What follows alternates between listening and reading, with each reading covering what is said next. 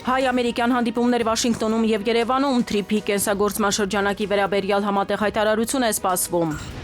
Պրոֆեսիոնալ բանակ չի նշանակում առանց պարտադիր զինծառայության։ Պաշտպանության նախարարը ամփոփիչ ասուլիսում հայտնել է, թե երբ ադրբեջանցիները կլքեն Հայաստանի օկուպացրած տարածքները։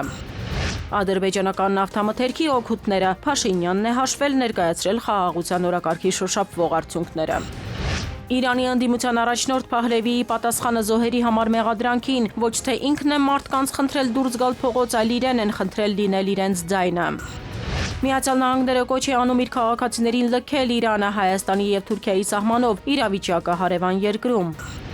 25% մաքսատուրք Իրանի հետ բիզնես գործարքներ անող երկրներին, Թրամփի որոշումն ինչպես կանդրադառնա Հայաստանի համար։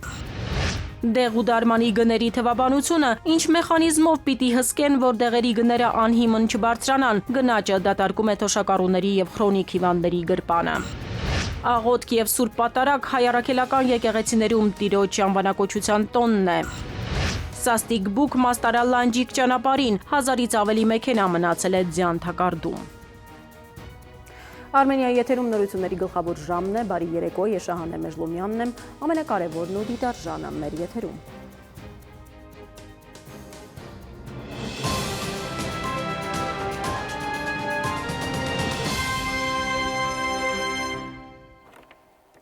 Հայ-ամերիկյան հանդիպումներ Վաշինգտոնում և Երևանում առաջիկա ժամերին Միացյալ Նահանգներում սպասվում է արտգործնախարար Միրզոյանի հանդիպումը պետքարտուղար Ռուբիոյի հետ։ Նրանք հանդես են գալու թրիփի կենսագործման շրջանակի վերաբերյալ համատեղ հայտարարությամբ։ Միաժամանակ Թրամփի ուղու իրագործման հեռանկարները քննարկելու համար Երևան է գալիս ամերիկյան պատվիրակությունը։ Թրիփի վերաբերյալ այսօր հայտարարություն է հնչել նաև Անկարայից։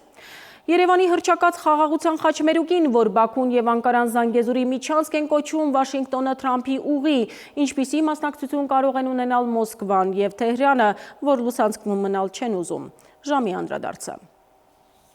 Սկզբից Բաքու, հետո Երևան։ Տարածաշրջանում են Միացյալ Նահանգների առևտրի և զարգացման գործակալության ներկայացուցիչները։ Պրոտոկոլային հայտարարությունից տեղեկանում ենք, որ թրիփ նախագիծն են քննարկել Բաքվում։ Այդ քննարկումները կշարունակեն նաև Երևանում։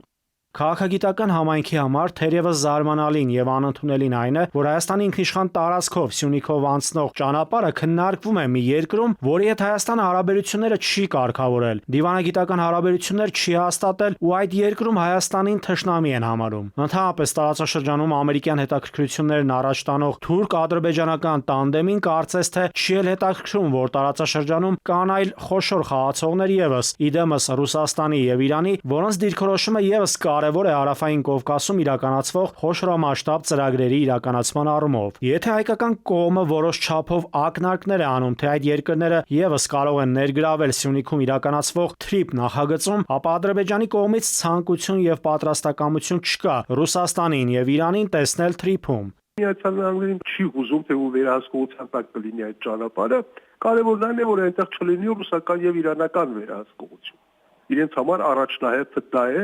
եւ դա համընկնում է նաեւ Թուրքիայի շահերին։ Որքան էլ Ալիևը համոզված հայտարարի իր ձևակերպմամբ Զանգեզուրի միջանցքը կբացվի, քաղաքագետ վերլուծաբանները հիշեցնում են, Հայաստանը ԵԱՏՄ անդամ պետություն է, Թրամփի նախատեսվելիք ուղին ԵԱՏՄ սահմանին է, ռուս սահմանապահներ դեռ կան Հայաստանում։ Չմոռանանք, որ Հայաստանում Ռուսաստանի դեսպան Կոպիրկինը տարեվերջյան հարցազրույցներից մեկում հայտնել էր, թե Ռուսաստանի դիրքորոշումը թրիփի մասով կհստակեցվի, երբ նախաձեռնությունը ստանա կոնկրետ բովանդակություն։ Թրամփի ուղին գործարկել հնարավոր չի լինելու այս իրավիճակում։ Մինչ այդ պիտի լինեն փոփոխություններ։ Ռուսաստանում համարում է, որ դեռևս բավականաչափ ժամանակ ունե, որտեղ դեռ պիտի Հայաստանը մաքսային միությունից դուրս գա, դեռ պիտի Հայաստանը ԵԱՏՄ-ից դուրս գա, հակառակ դեպքում դա ստացվելու է այդպես, որ Թրամփի ուղին անցնում է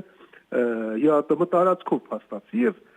մաքսային միության տարածքով։ Տեսակետներ կան, թե Հայաստանը դեմ է, որ Սյունիքում միայն թուրք-ամերիկյան ներգրավվածություն լինի։ Ըստ վերլուծաբանների դա է պատճառը նաև, որ օրեր առաջ Թուրքիայի արտաքին գործերի նախարարը հայտնեց, որ ԱՄՆ-ն ճնշում է գործադրում Հայաստանի վրա։ Դա այլևս լուծված հարց է, նաև այն պատճառով, որ պայմանավորվածությունների ներքո ԱՄՆ նախագահի ստորագրությունն է։ Հարցից խուսափելը Հայաստանի համար ինքնասպանություն կլինի, հատկապես եթե հաշվի առնենք, որ ԱՄՆ նախագահ Թրամփը այս երթուղում տվել է իր անունը, եւ այն այժմ նրա ճանապարհն է։ Միացյալ Նահանգները Հարավային Կովկասում եւ ընդհանրապես աշխարհում սպասարկում է իր բացառապես ամերիկյան շահեր։ Օգոստոսի 9-ի Ադրբեջան-Հայաստան համաձայնագրին նախորդել է որոշակի ճնշման գործողություններ։ Ակնհայտ էր, որ այս համաձայնությունը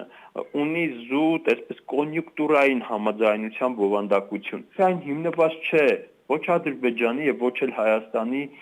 երկարատև շահերի վրա։ Խաղաղության գործընթացը ենթադրում է բազմաշերտ գործընթաց, որտեղ խնդիրները ոչ թե շրջանցվում են, այլ խնդիրներին տրվում են լուծումներ։ Առանց այդ լուծումների խնդիրը դառնում է ընդհանրապես սառը կոնֆլիկտ։ Երկօրյա աշխատանքային այցով ԱՄՆ-ում կլինի մեր երկրի արտաքին գերատեսչության ղեկավարը եւ կհանդիպի ԱՄՆ պետքարտուղար Մարկո Ռուբիոյի հետ։ Սկզբից ԱՄՆ պետդեպից, հետո նաեւ Հայաստանի արտաքին գործերի նախարարությունից հայտնեցին, որ ԱՄՆ-ում նախատեսվում է TRIP-ի կենսագործման շրջանակի վերաբերյալ համատեղ հայտարարություն։ Այդ ընթացքում Թուրքիայի տրանսպորտի եւ ենթակառուցվածքների նախարարն է թուրքական լրատվամիջոցներին տեղեկացրել, թե Ուրալօղլուի ձևակերպմամբ Զանգեզուրի միջանցքը շահագործման կհանձնվի մինչեւ 2030 թվականը։ Նա հայտնել է, որ Նախիջևանի կողմում կան նաև անավարտ հատվածներ եւ որ Ադրբեջանը հավանաբար այս տարի կսկսի դրանց շինարարությունը։ Նաիրի Մուրադյան, ժամը լրատվական։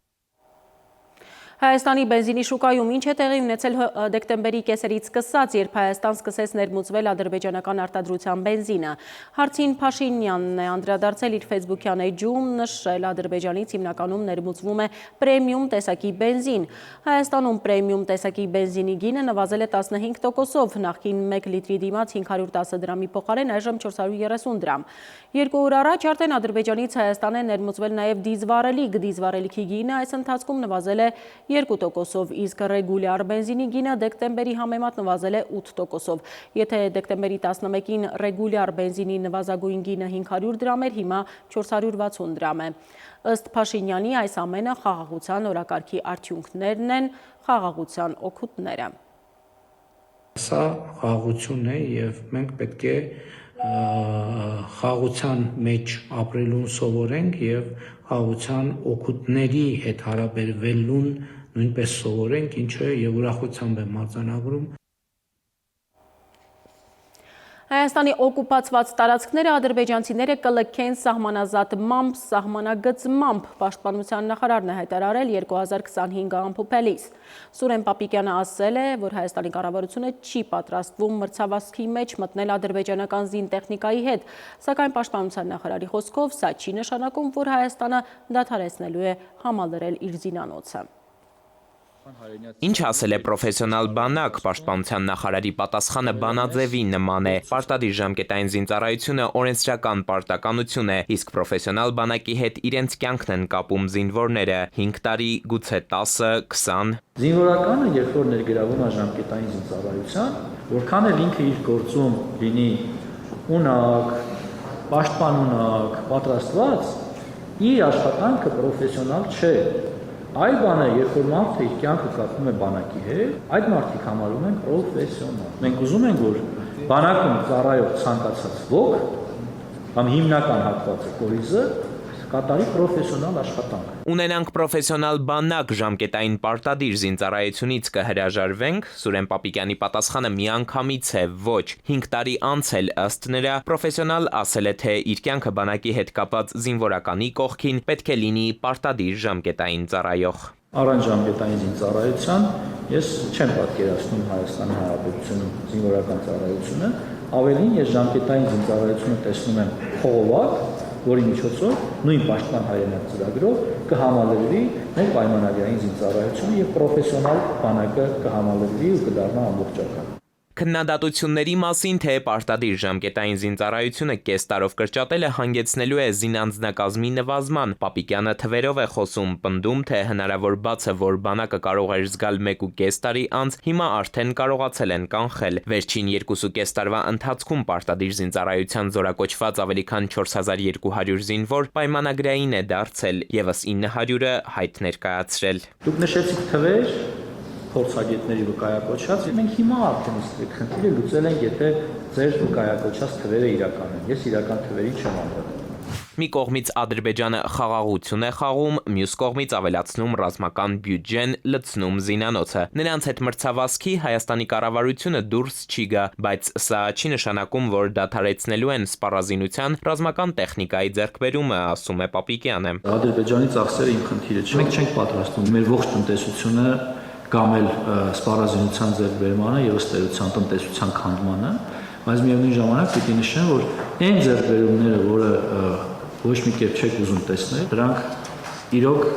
լուրջ ձեռքբերումներ են եւ չի կարելի սրա հետ հաշվի չնստել։ Ինքնիշխան Հայաստանի հողերն այսօր էլ Ադրբեջանն օկուպացրած է պահում։ Ըստ Պաշտպանության նախարարի այդ խնդիրն այնուամենայնիվ պետք է լուծի հայ-ադրբեջանական սահմանազատում սահմանագծումը եւ հարց հենց այստեղ։ Վերջերս ահազանգեր էին հնչում, թե Սև լճի հայկական դիրքերից մեկը հասնելու համար մեր զինծառայողներն անցնում են ադրբեջանական դիրքով։ Քիչ է, դեռ մի բան էլ թշնամու զինվորները նրանց ստուգում են։ Պապիկյանը հերքում է, ստուգում չկա, իսկ խնդիրը դեռ 2021-ից է առաջացել։ Դրանքը հետեւյալն է, կամ պիտի այդ դիրքը թողնենք, կամ պիտի անցնենք ադրբեջանական դիրքի կողքով։ Սա հստակ է, նոր չէ, ես չեմ դրա հեղինակը, որպես պաշտպանության նախարար, դիրքը թողնելու պարագայում դուք ինձ պիտի մեղադրեք հայրենիքի ինչ-որ հատված զիջելու մեջ, մյուս ընտրանքը մեր զինվորները անցնում են ադրբեջանական դիրքի կողքով։ Ինչ վերաբերում է զինված ուժերի նոր համազգեստին, ապա փորձարկումների ավարտից, ինչպես նաև վերջնական հաստատումից հետո Պաշտպանության նախարարը օրենսդրական նախաձեռնությամբ կգնա խորհրդարան, կառաջարկի այդ համազգեստի մասնավոր վաճառքն արգելել։ Զինվորի շորը մաշվի, պատռվի, Պաշտպանության նախարարությունը հարցը կլուծի։ Հիմա էլ կարգով այդպես է, բայց դեպքեր են մեկ էլ լինում, ընտանիքն է համազգեստը հասցնում զորամաս։ Էդուարդ Պողոսյան, ժամը լրատվական։ Հայ-թուրքական սահմանի Ախուրիկ սահմանային անցակետում տեղադրվել է հայկական դրոշ։ Այս տեղեկությունը լրատվամիջոցներից մեկին հայտնել է Ախուրյանի համայնքապետարանի ղեկավարը։ Մինչև այս տեղեկատվություններ տարածվել, որ Հայաստանի իշխանությունները մտադիր են մոտ ժամանակներս ռուս սահմանապահներին փոխարինել հայ սահմանապահներով թուրքական սահմանի Ախուրիկ անցակետում։ Բացի այդ, կան տեղեկություններ, որ թուրքական կողմը արդեն սկսել է Մարգարայի անցակետի հատվածի շինարարական աշխատանքները։ Փորձագետների կարծիքով այս ամենի նպատակը Հայաստանի ներքաղաքական պրոցեսների վրա ազդելն է խաղաղության գործընթացի իբր շարունակականության դրամաբանության մեջ։ Հատկապես երբ որ մայիսի 4-ն էլ Եվրոմիության ներկայացական այս հավաքնելու, պետք է ինչ-որ սիմվոլիկ խորհրդաշարական քայլեր կատարվի։ Այդ քայլերից մեկը կարող է լինել թուրքական սահմանի բացումը։ Փյար նպատակով տեսեք, բացվում է, արդեն շրջափակումը վերացավ, հիմա լավ ենք ապրելու, խաղաղություն է այս կոնտեքստում։ Օգոստոսի 8-ի Վաշինգտոնյան գագաթնաժողովը դրական է ազդել Հարավային Կովկասի իրավիճակի վրա, հայտարարել է Իտալիայի արտաքին գործերի և միջազգային համագործակցության փոխնախարար Էդմոնդո Չիրիելին Բաքվում իտալա-ադրբեջանական միջկառավարական հանձնաժողովի նիստում։ Ըստ ադրբեջանական լրատվամիջոցների, իտալացի պաշտոնյան հայտարարել է, թե շնորհիվ Դոնալդ Թրամփի Վաշինգտոնում տեղի ունեցավ նշանակալի իրադարձություն, որը պատմական էր։ Նրա կարծիքով նոր խաղաղ իրավիճակը բազմաթիվ հեռանկարներ կբացի տարածաշրջանի համար։ Այժմ այն մասին, թե ինչ ենք դիտելու թողարկման երկրորդ հատվածում։ Իրանի ընդդիմության առաջնորդ Փահլևիի պատասխանը զոհերի համար մեղադրանքին, ոչ թե ինքն է մարդկանց խնդրել դուրս գալ փողոց, այլ իրեն են խնդրել լինել իրենց ձայնը։ Միացյալ Նահանգները կոչ է անում իր քաղաքացիներին լքել Իրանը, Հայաստանի և Թուրքիայի սահմանով, իրավիճակը հարևան երկրում։ 25% մաքսատուրք Իրանի հետ բիզնես գործարքներ անող երկրներին, Թրամփի որոշումն ինչպես կանդրադառնա Հայաստանի համար։ Դեղուդարմանի գների թվաբանությունը, ինչ մեխանիզմով պիտի հսկեն, որ դեղերի գները անհիմն չբարձրանան, գնաճը դատարկում է թոշակառուների և խրոնիկ հիվանդների գրպանը։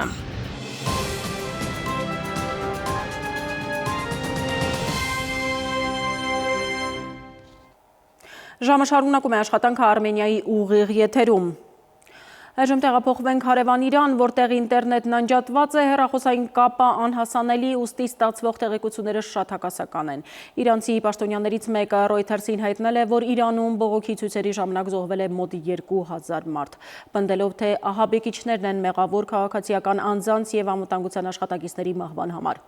Ավելի վաղ նույն մեղադրանքը նաև արտգործնախարար Աբբաս Արաղչին էր հնչեցրել Ալ Ջազիրայի հետ զրույցում, ընդունելով, որ իշխանությունները հրահանգել են 4 օրով անջատել ինտերնետը, Արաքչին ասել էր, թե երկրում ահաբեկչական գործողություններ են սկսվել բողոքի ցույցերի ժամանակ։ Իրավապաշտպան խմբերն էլ պնդում են, որ Իրանի վարչակազմն է սկսել դիմահար կրակ բացել ցուցարարների ուղղությամբ։ Սա պատերազմ է և պատերազմում զոհեր լինում են, հայտարարել է Իրանի թագաժառանգ Ռիզա Փահլևին, պատասխանելով հեռուստաընկերության հարցին, արդյոք նա պատասխանատվություն չի կրում իրանցիներին մահվան ուղարկելու համար։ Փահլևին ասել է, թե զոհերի թիվը նվազեցնելու համար պետք է գործողություններ անել, բայց պետք է պայքարել նաև ազատագրության համար։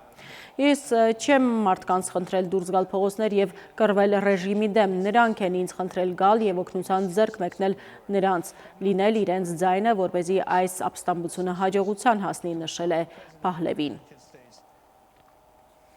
Միացյալ Նահանգների պետքարտուղարությունը ևս հայտարարել է, որ Իրանում իրավիճակը լարված է, բողոքի ցույցերը կարող են վերածվել բռնության, հանգեցնելով նոր ձերբակալությունների և վիրավորների։ Միացյալ Նահանգները կոչ է արել իր քաղաքացիներին հեռանալ Իրանից, Հայաստանի, Թուրքիայի կամ Թուրքմենստանի հետ ցամաքային սահմաններով, միաժամանակ հիշեցրել, որ Թուրքմենստանի սահմանի մոտենալուց առաջ ամերիկյան քաղաքացիներին անհրաժեշտ է Թուրքմենստանի կառավարության հատուկ թույլտվությունը։ Ի դեպ, նախագահ Թրամփը հանդես է եկել իրանցիներին ուղղված հայտարարությամբ, նա գրել է, որ չեղարկել է իրանցի պաշտոնյաների հետ բոլոր հանդիպումները, մինչև ցուցարարների անիմաստ սպանությունները դադարեցվեն, օգնությունը ճանապարհին է գրել է Թրամփը։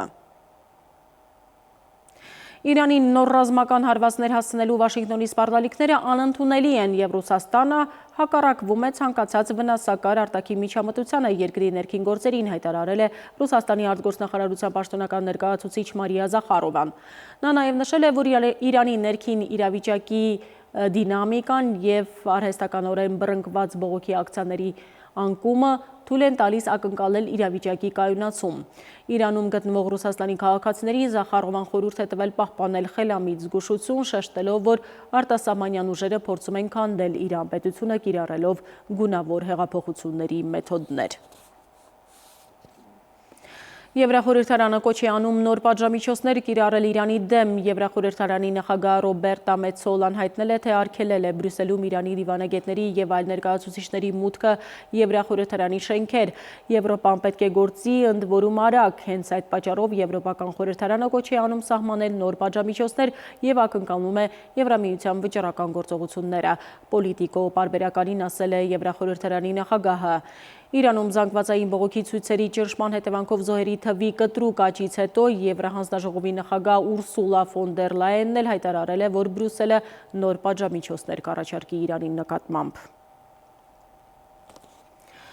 Հաջորդ թեմայի մասին ռուսական զինուժը հրթիռային ամենախոշոր հարվածներից մեկն է հասրել Ուկրաինային, 4 զոհ կա Խարկովում, վիրավորների թիվը դեռ հստակ չէ։ Խարկովում ավերվել են շենքեր, բռնկվել են հրդեհներ, փրկարարները փլատակներից դուրս են բերել 2 քաղաքացու։ Օդեսայում 5 վիրավոր կա, Կիևում էլեկտրաէներգիայի արտակարգ անջատումներ են ենթակառուցվածքների վնասման պատճառով։ Մայրաքաղաքում հոսանքի մատակարարման արտակարգ սահմանափակումներ են մտցվել։ Ըստ ուկրաինական տելեգրամալիքների գիշերվա ընթացքում 1 ժամում արձակվել է մոտ 20 բալիստիկ հրթիռ։ Միացյալ Նահանգների նախագահը հայտարարել է, թե Իրանի հետ բիզնես գործարքներ կատարող պետությունների համար Միացյալ Նահանգները կկիրառի 25% մաքսատուրք։ Որոշումը ըստ Թրամփի վերջնական է։ Հայաստանի հարևան երկիր Իրանի հետ Հայաստանի առևտրաշրջանառության ծավալը տարեկան մինչև 700-ից 750 միլիոն դոլարի է հասնում։ Հայաստանը Իրանի հետ իրականացնում է էներգետիկ ոլորտի ամենախոշոր գործարքներից մեկը։ Իրանից բնական գազ է ներմուծում, արտադրում էլեկտրաէներգիա և արտահանում Իրան։ Բացի այդ, նաև մետաղներ, նավթային հումք, շինարարական ապրանքներ ենք ներմուծում։ Տնտեսագետները հնարավոր են համարում, որ Միացյալ Նահանգները սանկցիաներ չկիրառի այնպիսի փոքր երկրների նկատմամբ, ինչպիսին Հայաստանն է։ Բացի այդ, Հայաստան-Միացյալ Նահանգների առևտրաշրջանառությունն էլ խոշորածավալ չէ։ 2024 թվականին, օրինակ, Միացյալ Նահանգներն է ներմուծվել 129 միլիոն դոլարի հայաստանյան ծագման ապրանքներ, որի 2/3-ը թանկարժեք քարեր և ոսկերչական զարդեր են։ Սանկցիաները Հայաստանի փոքր տնտեսության վրա կարող է պատահի ԱՄՆ-ը չկիրառի այդ խտրությամբ, բացառություններ անի։ Հիմա կարող է ինքը բացառությունների մասին դեռ չի խոսել, բայց կարծում եմ, որ դա կհաշվի կառնի։ Բայց եթե նաև սանկցիաներ լինեն, այդ սանկցիաները պետք է նայել հետևյալ կերպ, որովհետև միջև հիմա էլ որ սանկցիաները կային, նրանք սահմանում էին ոչ թե անխտիր բոլորի նկատմամբ, այլ որոշ ձեռնարկությունների, որոշ ոլորտների նկատմամբ, որ Ամերիկայի կառավարությունը անդադ հրապարակում էր, որ այդպիսի ձեռնարկությունների հետ չունենալ որևէ առիթ։ Թանկացումներ սննդամթերքի շուկայում վիճակագիրների հրապարակած 4,3%-անոց գնաճը քաղաքացիների կասկածն է հարուցել։ Դրամապանակի ամբողջ պարունակությունը սուպերմարկետներում են թողնում, կաթնամթերքի և մսամթերքի գներին նայել չի լինում, այդ ինչպես ստացվեց 4,3%։ Փորձագետների տվյալով վերջին 4-5 տարում գնաճը կազմել է մոտ 20% առանց եկամուտների շեշտակի ավելացման, ապրուստը թանկացել է, կյանքը դժվարացել։ 2025 թվականի հունվար-դեկտեմբերին 2024 թվականի հունվար-դեկտեմբերի համեմատ հանրապետությունում արձանագրվել է սննդամթերքի և ոչ ալկոհոլային խմիչքի 4,3% գնաճ։ 4,3-ը թերևս մեծ թիվ չէ, բայց մարդկանց մեծամասնության մոտ այն կառաջացնի որոշակի անհամաձայնություն։ Կարծես ամենօրյա առևտուրը գնաճի լրիվ այլ թվեր է պահպանում ուղեղում։ Այդ թվերը կարելի է համեմատել առանձին շուկաներում 2025-ի ընթացքում արձանագրված գների հետ։ Ըստ այդմ, թռչնամսի գինը աճել է 4,3%-ով, տավարինը 11,7%-ով, խոզինը 12,7%-ով, գառանը 14,1%-ով։ Իշխանի գինը աճել է 18,3%-ով, արձանագրվել է կարագի 7,2% գնաճ։ Արևածաղկի յուղի գինը աճել է 8,2%-ով, մակարոնեղենինը 7,9%-ով, հնդկացորենինը 9,4%-ով, ոլորինը 10,4%-ով, պանրի գինն աճել է 4,6%-ով, թարմ կաթինը 4,7%-ով, ձվի գինը աճել է 7,2%-ով։ 2020-ի վերջում մեր մոտ դրամը արժեզրկվեց, ճիշտ է, հետո վերադարձավ, այնուհետև արժևորվեց, բայց այս բոլոր process-ները նպաստեցին նրան, որ մենք գնաճի ուժեղ ալիք ունեցանք 21 թվականից սկսած ու 21-ից մինչև 23 մոտավոր մենք տակային 20%-ից ավել գնաճ ունեցանք։ Ըստ վիճակագրական տվյալների 2025-ի հունվար-դեկտեմբերին 24-ի հունվար-դեկտեմբերի համեմատ բանջարեղենի ապրանքախմբում գրանցվել է 7,5% գնանկում։ Այստեղ միջին վիճակագրական քաղաքացին նորից կհիշի իր անձնական փորձն ու կփորձի հասկանալ, թե ինչու է այն հակասում վիճակագրական ծառայության հրապարակած տվյալներին։ Իրականում սննդամթերքի շուկայում վերջին տարիներին անընդմեջ գնաճ է գրանցվում։ Տարբեր սոցիալական խմբերի, տարբեր այսպես աշխարհագրական տեղամասերի, տարբեր տարիքի,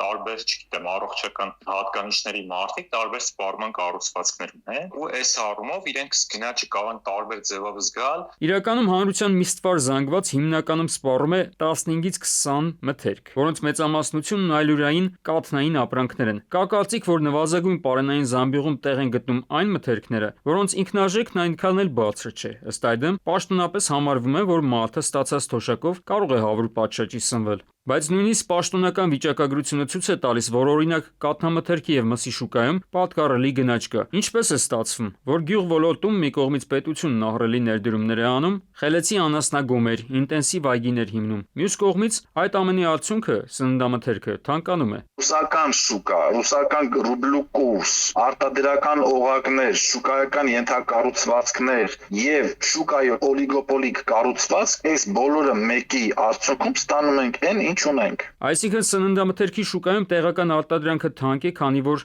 բարձր է դրա ինքնարժեքը։ Դա ակնհայտ է դառնում կաթնամթերքի արտադրության ոլորտում։ Կաթ արտադրող առաջնային միավորը վաճառումը 120-150, մաքսիմում 200 դրամով։ Այստեղից գալիս անասնագլխականակի կրճատում, որովհետև ձեռնտու չի, իսկ անասնագլխականակի կրճատումը բերում է իր հետևից արդեն այնտեղ մնացած հարցերը։ Այսպես շղթայաբար տապալվելով գնում արժեշղթայի բոլոր օղակները։ Ինչով է գնաճի հարցը էական։ Սննդամթերքի շուկայում 4,3% գնաճը հաշվի առնելով է, օրինակ, կառավարությունը որոշում, որ թոշակառուն կարող է գոյատևել այսքան գումարով եւ էական հավելումների կարիք չունի։ Արմեն Նաթալյան, ժամը լրատվական։ Դեղ ու դարմանի գների թվաբանության մասին դեղորայքի շուկայում գնաճը դատարկում է թոշակառուների եւ քրոնիկ հիվանդների գրպանը։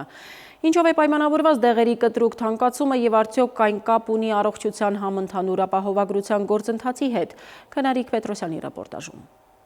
Վերջին մեկ ամսում քաղաքացիների նահազանգում են արյան ճնշումը կարգավորող դեղերը թանկացել են։ Ընդ որում սա մեկ դեղի կամ մեկ դեղատան խնդիր չէ։ Մասնագետները նշում են, դեղերի գնաճը Հայաստանում դարձել է շարունակական եւ համակարգային։ Ըստ ոլորտի փորձագետների, թանկացման մի քանի պատճառ կա։ Առաջինը Հայաստանում չկան դեղերի գները ստաստող ու կարգավորող հստակ մեխանիզմներ։ Երկրորդը կա դեղերի խորը դեֆիցիտ եւ զարտուղի ճանապարհով մեծ քանակությամբ դեղերի հոսք, ինչի արդյունքում չկա վերահսկողություն եւ յուրաքանչյուրն իր ուզած գնով է վաճառում դեղը։ Գնաճը փորձագետները կապում են նաև ապահովագրության համակարգի հետ։ Անի որ արդեն իսկ գաղտնիք չի, որ ապահովագրությունը, որը որ մտել է Հայաստանի Հանրապետությունում, տվյալ պահին նորից պիլոտային է, ոչ մի հստակություն դեռ չկա, առավել եւս դեղորայքի մասով։ Դրա համար իրանք չգիտեն, թե գնահատվամբ երբ կստանան գումարի վճարները։ Այդ իսկ պատճառով ապահովելով իրանց ֆինանսական ծախսերը, իրանք գները թանկացել են։ Իսկ եթե մատակարարը գինը թանկացնում է,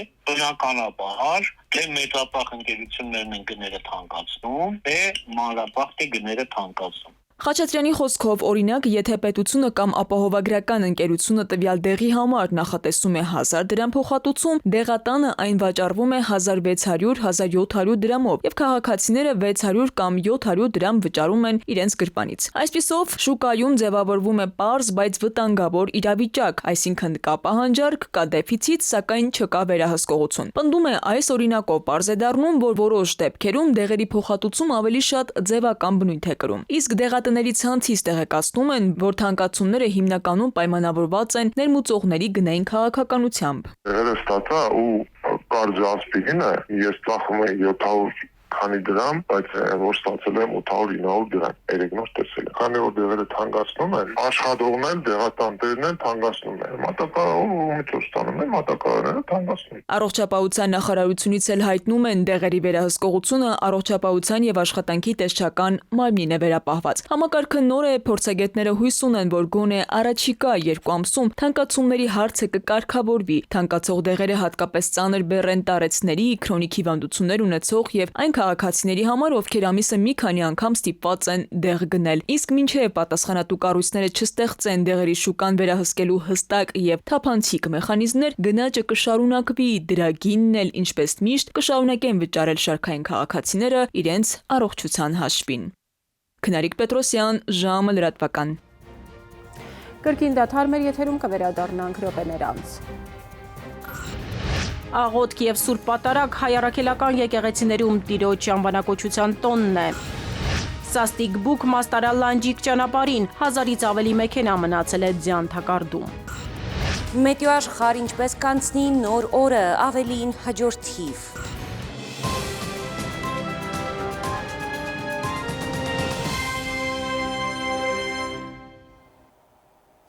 Մենք վերադարձանք, շարունակում ենք թողարկումը։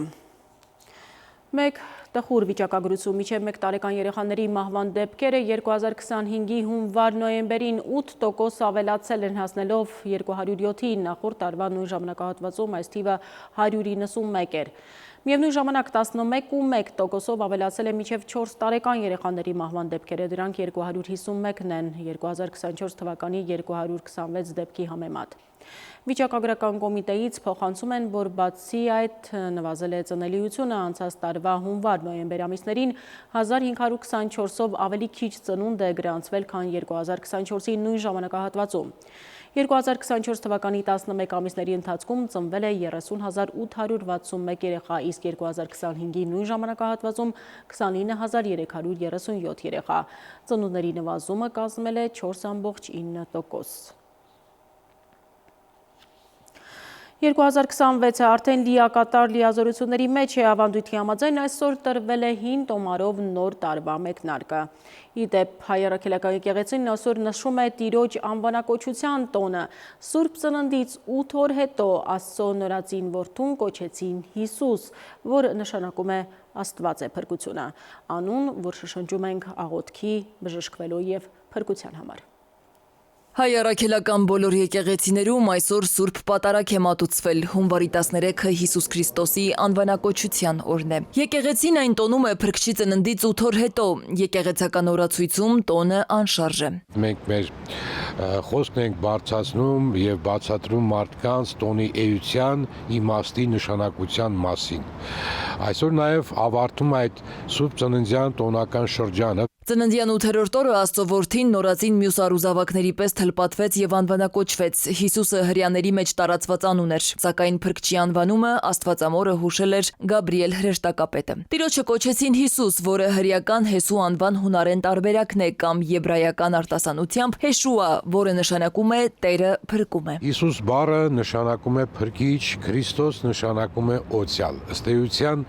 նա ծնվեց որպես փրկիչ օծյալ բոլորիս համար։ Եվ քանի որ այդ անունը տրվում էր 8 օրեկան հասակում թլպատության ժամանակ, ըստ էության անունն էլ ունի մեծագույն նշանակություն, այդ օրվանից ինքը այդպես կոչվեց, այդ օրվանից մեզ բերեց փրկության ճանապարհ։ Տիրոջ անվանակոչությամբ կարևորվեց նաև մարդու անունը եւ անվան խորհրդանիշը։ Դեռևս հին ուխտում այն արդեն արտացոլված էր, սակայն Տիրոջ անվանակոչությամբ վերահաստատվեց այդ ամենը։ Թլպատությամբ ինքը մուտք գործեց հին ուխտի օրենսդրական դաշտ, այսպես ասենք, մտավ օրենքի տակ, որը ինքն էլ հենց հիմնել էր եւ ինքը մուտք գործելով այդ փուլ սկսեց իր չարչարանքների ճանապարհ անցնել, տառապանքների։ Քրիստոնեությունը գալով թեքեց մեր ուշադրությունը մարդու արտաքին գործողությունից դեպի ներքին աշխարհ, բացահայտելու ներքին թերությունները։ Իսկ երբ մենք մեր հայացքը նետում ենք դեպի ներս, տեսնում ենք բազմաթիվ խնդիրներ, որոնք արտաքինից կարող են չերևալ։ Մեր օրերում էլ ընդունված կարգ է երեխայի ծնունդից 8 օր անց նրան տանել եկեղեցի ընծայման, նոր անուն տալ եւ մկրտել Հիսուսի անվանակոչության խորհրդով։ Քրիստոսի անվանակոչությունը խորհրդանշում է հին եւ նոր կտակարանների հանդիպումը։ Սվետլանա Ավդիշյան, Վահրամ Ավոյան, ժամը լրատվական։ Դանակահարություն Գյումրիում 16-ամյա պատանուն դանակահարել են վեճի ժամանակ, որ ծագել է ձնագնդիով հարվածելու հետևանքով։ Վեճը վերաճել է քաշքշուկի, ապա ծեծկրտուքի եւ ավարտվել դանակի հարվածներով։ Դանակահարողը ձերբակալվել է, խոստովանել արարքը եւ ներկայացել նախաքննական մարմին։ Օրվա մյուս կարևոր լուրերը մեկ տեսաշարով։ Հայ հեղափոխական դաշնակցությունը կմասնակցի հունիսի 7-ի խորհրդարանական ընտրություններին նախապատվություն տալով դաշինքի ձևաչափին։ Լրագրողների հետ զրույցում ասել է Հայ հեղափոխական դաշնակցության գերագույն մարմնի ներկայացուցիչ Իշխան Սաղաթելյանը։ Դեռ չեն որոշել ում հետ դաշինք կկազմեն, բայց առաջինը նրա խոսքով բանակցություններ կսկսեն Հայաստան դաշինքի հետ։ ԱՄՆ պետքարտուղարությունը կասեցրել է ներգաղթային մուտքի արտոնագրերի տրամադրումը բազմազանության արտոնագրի Green Card-ի խաղարկության շրջանակում։ Հայտնում են ԱՄՆ դեսպանատնից 2027 թվականից ծրագրի շարունակության վերաբերյալ հայտարարություններ այս պահին չկա։ Մենք ժամանակ եւ անհրաժեշտ միջոցներ կտրամադրենք ԱՄՆ ազգային ու հասարակական անվտանգությունը պաշտպանելու համար, նշված է հաղորդագրության մեջ։ Հակակոռուպցիոն կոմիտեն ավարտել է քրեական վարույթի նախաքննությունը կապված Հայաստանի ֆիզիկական կուլտուրայի եւ սպորտի պետական ինստիտուտի ամբիոնի վարիչի կողմից կաշառք ստանալու դեպքերի հետ։ Նախաքննությամբ պարզվել է, որ ամբիոնի վարիչը օգտագործելով իր ծառայողական լիազորությունները ուսանողների օգտին հովանավորչություն իրականացնելու համար կաշառք է ստացել նրանց ծնողներից, մասնավորապես 2025 թվականի օգոստոսին նա ուսանողի ուսումնառության ընթացքում հնարավոր խնդիրները լուծելու նպատակով կաշառք է ստացել նրա հորից, իսկ նույն տարվա հոկտեմբերին մեկ այլ ուսանողի ընդունելության քննությունների ընթացքում հնարավոր խոչընդոտները հաղթահարելու համար երրորդ անձի օժանդակությամբ կաշառք է ստացել ուսանողի ծնողից։ Ամբիոնի վարիչին մեղադրանք է ներկայացվել քրեական օրենսգրքի 435-րդ հոդվածով։ Նրա նկատմամբ սկզբում կիրառվել է կալանք, որը հետագայում փոխարինվել է տնային կալանքով եւ 10 միլիոն դրամ գրավով։ Մեղադրանքներ են ներկայացվել նաեւ կաշառք տված եւ կաշառք ստանալուն օժանդակած անձանց։ Նրանցից մեկի նկատմամբ կիրառվել է կալանք, մյուսների նկատմամբ տնային կալանք, գրավ եւ երկրից բացակայելու արգելք։ Քրեական վարույթի նախաքննությունն ավարտվել է եւ գործը մեղադրական եզրակացությամբ ուղարկվել է Հայաստանի Հանրապետության հակակոռուպցիոն դատարան։ Երևանում խոշոր ավտովթար է տեղի ունեցել, տուժել է 6 մարդ։ Այսօր առավոտյան ժամը 09:30-ի սահմաններում հերացու թունելից դեպի Խանջան թունել տանող հատվածում բախվել են Toyota, Mercedes Sprinter, Chevrolet եւ Voya Magnishi ավտոմեքենաները։ Բախման հետևանքով Mercedes Sprinter-ը դուրս է եկել երթևեկելի հատվածից եւ հարվածել բետոնե պատնեշին։ Տուժածները տեղափոխվել են Երևանի տարբեր բուժհաստատություններ, որոնցից 3-ը երեխաներ են։ Վթարի փաստով նախաձեռնվել է քրեական վարույթ, վարորդների եւ տուժածների ինքնությունը պարզվում է։ Արտակարգ իրավիճակ Երևան-Գյումրի ճանապարհին Մաստարա-Լանջիկ մոտ 15 կիլոմետրանոց հատվածում բուքը փակել է ճանապարհը։ 1000-ից ավելի մեքենաներ չեն կարողացել երթևեկել։ Ըստ ֆոտոլրագրող Շամշյանի, երթևեկությունը Գյումրիից դեպի Լանջիկ ժամանակավորապես դադարեցվել է։ Ճանապարհաշինարարները հատուկ տեխնիկաներով հեռացնում են ճանապարհից ձյունը, որտեղ որոշ հատվածներում ձյան բարձրությունը հասնում է մոտ 30-ից 40 սանտիմետրի։ Պարեկներն ու փրկարարները ձնաբքի միջից դուրս են բերել 30-ից ավելի մեքենա, եւ ճանշինը ճանապարհը բացում է ու բուքը մի թեթև դադարում է, պարեկները ավտոմեքենաները ուղեկցում են մինչև Մաստարա, որտեղ երթևեկությունը ամբողջությամբ անցանելի է, ճանապարհներին ձյուն չկա։ Քնարիկ Պետրոսյան, ժամը լրատվական։ Ձյուն, բուք, ցածր տեսանելիություն, Լիլի Հովերն է տեղյակ օդերևութաբանների կանխատեսումներին։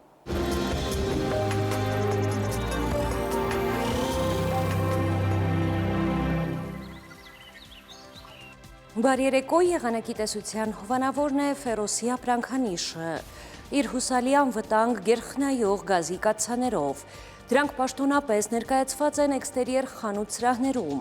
Ֆերոսի եղանակ ստեղծող կաթսաներ, Մետեոաշխարհ նախ Հայաստան։ Մեր երկրի մեծ մասում չորեքշաբթին կանցնի փոփոխական երկնքով, գտնվելու ենք ակտիվ ցիկլոնի ներքո, սպասվում են տեղումներ, ձյուն։ Ջերմաստիճանն առաջիկա օրերին կնվազի մոտ 10 նիշ։ Վաղը ցերեկը Շիրակում, Կոտայքում, Գեղարքունիքում, Արագածոտնի եւ Վայոց-Ձորի լեռնային գոտիներում կդիտվի 0-ից 6 աստիճան տաքություն։ Վայոց-Ձորի եւ Արագածոտնի նախալեռներում կանխատեսվել է 0-ից 3, Լոռիում 3 աստիճան ցրտից 1 աստիճան տաքություն։